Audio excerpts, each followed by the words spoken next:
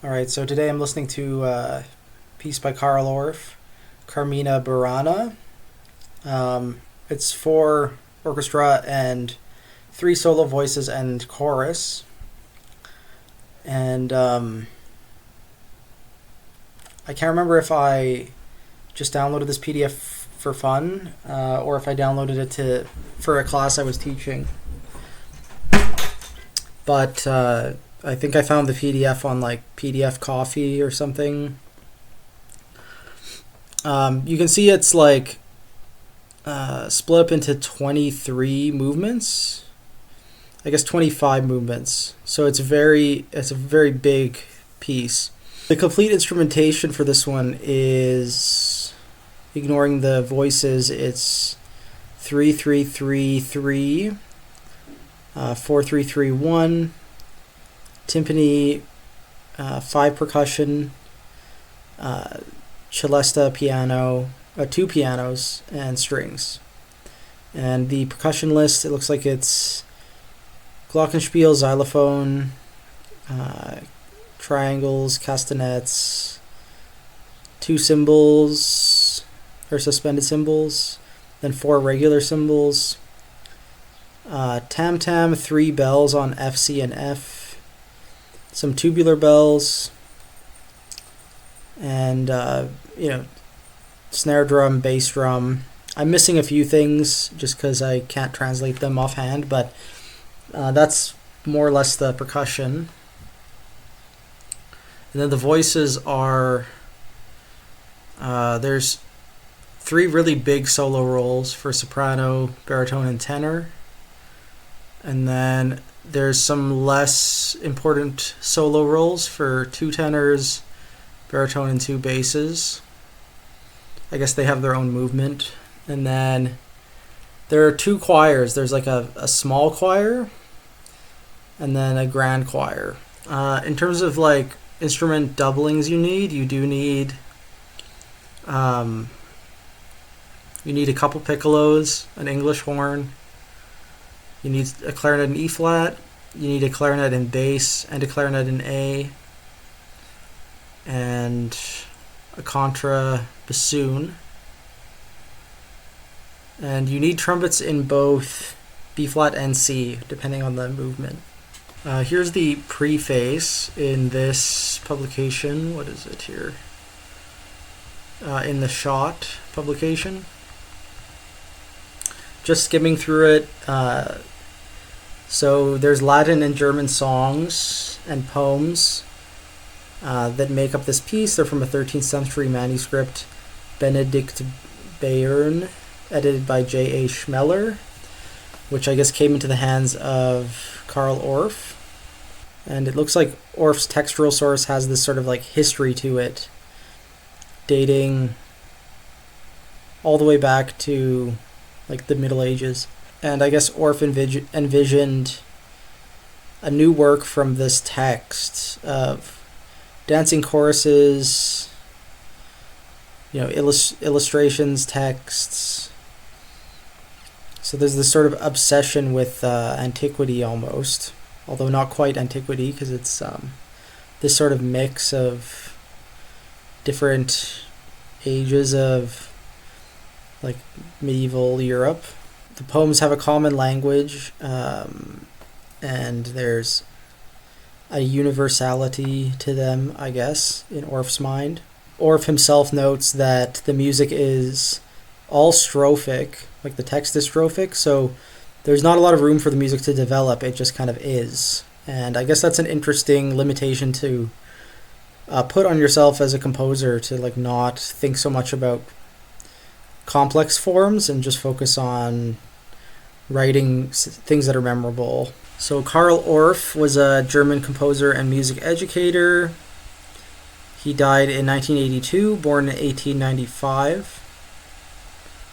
And he's very famous for his like system of children's education, and also for his like works for children, like children's opera, things like that.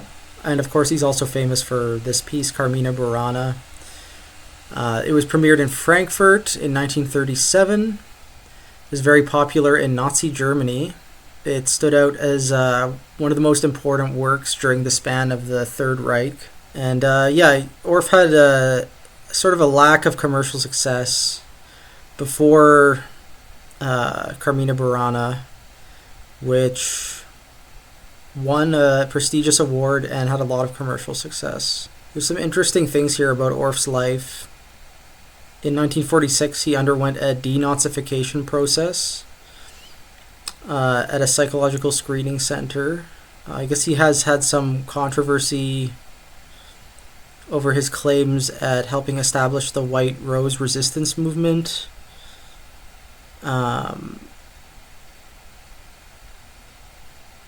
This was sort of just a claim that he made after the Second World War.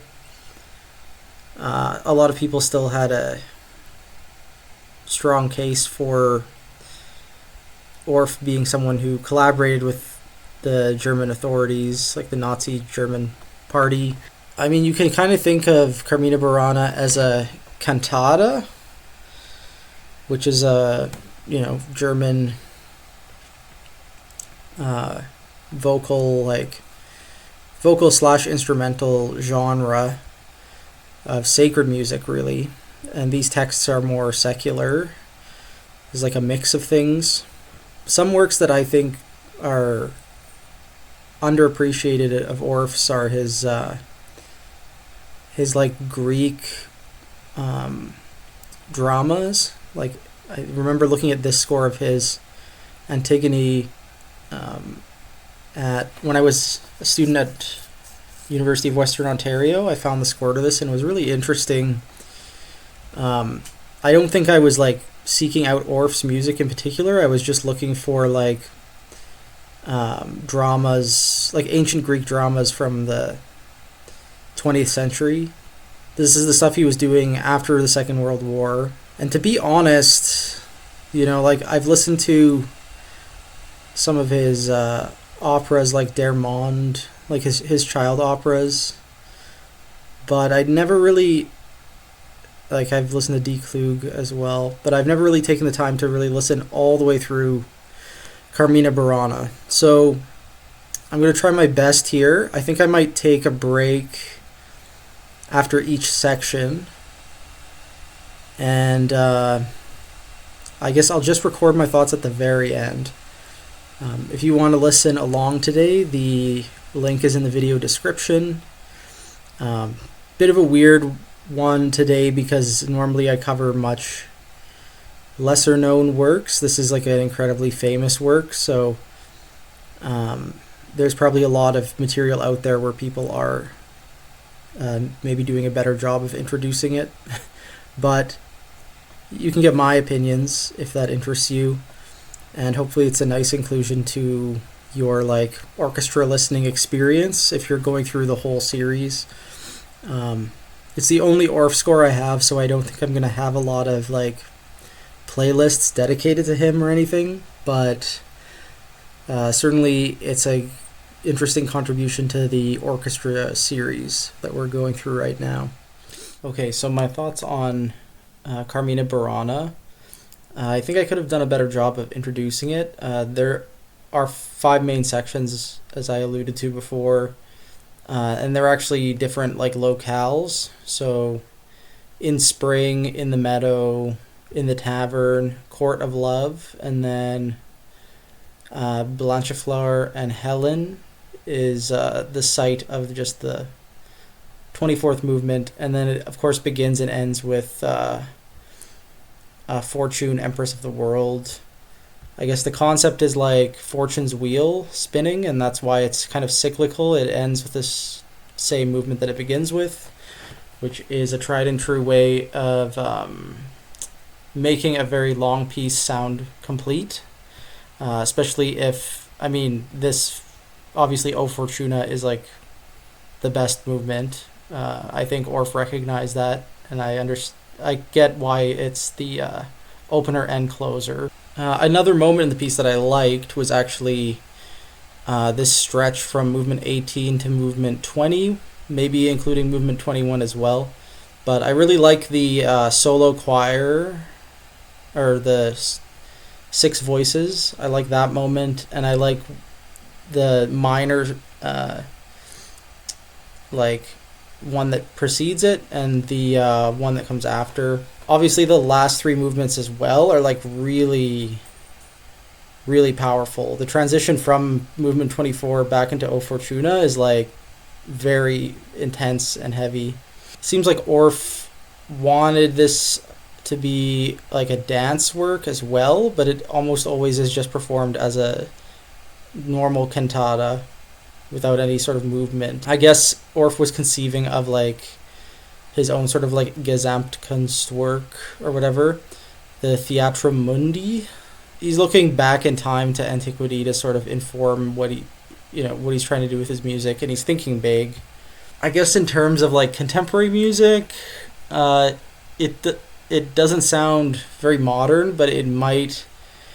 I mean, it does sound minimalistic at times, so it may be a little bit influential in that sense. Like if you think of sacred minimalists like Gorecki, he probably got a lot of his ideas and sound world, orchestral sound world at least, from Orff. Orff always has interesting like pitched percussion and piano stuff, and that stood out. But what was really striking to me was just how plain it was. Like so many melodies were like obsessively plain, just stepwise motion, no chromaticism at all. Like quarter notes and eighth notes, and it's kind of not backward, but focused, I guess. I would recommend listening to this, I guess, but I think it's really meant to be heard live. And I think if you try to listen through this on a bad day, it would not be a great experience. I think there's a lot of extra fluff in this that doesn't really need to be there. And an hour and a bit is a long time to be listening to just song after song, some of them repeated 3 times in a row. I had this piece kind of built up in my mind. I thought it was going to be really epic, and it had its moments, but I don't think it was the most difficult listening, or it wasn't very challenging to listen to or very complex. Just very like kind of plain, and I'm sure it has made a lasting impression on like orchestra culture and what concert goers want to see, when they go to the orchestra, but maybe not for the best. I kind of loathe audiences who just cough when it's quiet and cheer when it's loud, and there's no like connection really to the music. We're going to have another Silvestre Revueltas piece for the next session, staying on the year 1936.